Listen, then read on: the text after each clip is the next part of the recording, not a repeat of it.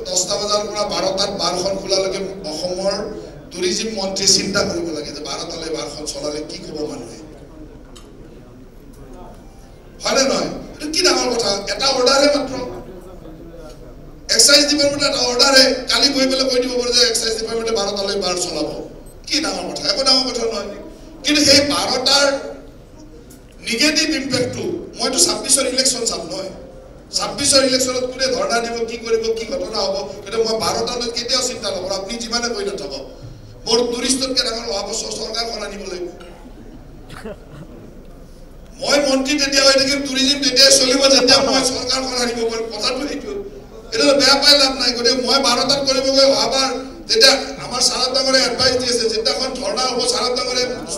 কেতিয়াও স্পষ্টীকৰণ নিদিয়ে গৈ মিডিয়াত নকয় যে আমি ডিমাণ্ড কৰিছিলোঁ 12টা বজাত আমাক লাগে টুৰিজিম আমি হোটেল চলা আজি হোটেল আমি লছত চলাই আছো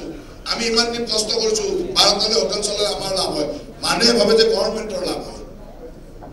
মানুহে ভাবে যে গভৰ্ণমেণ্টৰ নতুন প্ৰজন্মক মদ খুৱাই ইহঁতে চৰকাৰ চলায় মই বিচাৰো যে টুৰিষ্টজনে আহি ৰাতি 2টা বজাতো মদ খাওক কাৰণ টুৰিষ্ট এইটো বিচাৰিবই বিদেশৰ পৰা আহিছে এৰিব আহিছে তেওঁতো তেনেকুৱা পৰিৱেশে বিচাৰিব গতিকে তাৰ সেই দুটা কথা আপোনালোকে চিন্তা কৰিব মোৰ চকীখনত মই দুটা কথা চিন্তা কৰিব লাগিব আৰু সেইকাৰণে আপোনালোকেও এই কথাবিলাকৰ পৰা এটা পৰিৱেশ ক্ৰিয়েট কৰক আৰু পৰিৱেশটো আপোনালোকে কৰিব ষ্টেক হোল্ডাৰে কৰিব লাগিব পৰিৱেশ চৰকাৰে বনাব নোৱাৰে